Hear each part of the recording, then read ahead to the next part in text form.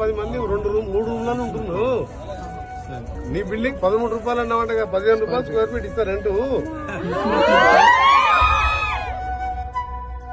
నేను బాగున్నా కానీ మా పిల్లలు మా నర్సెస్ బాగలేరు.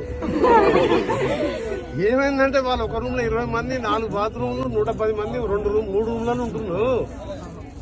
నీ బిల్డింగ్ 13 రూపాయలు అన్నామంటే 15 రూపాయలు స్క్వేర్ ఫీట్ ఇస్తా రెంటు.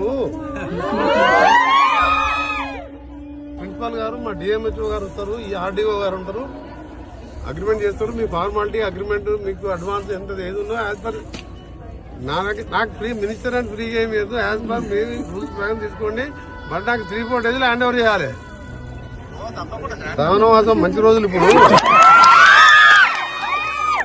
మీరు అగ్రిమెంట్ చేసుకోరు.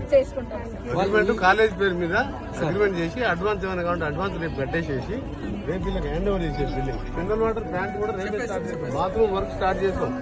Exhaust fan compulsory, tap flush compulsory పనిచేయాలి.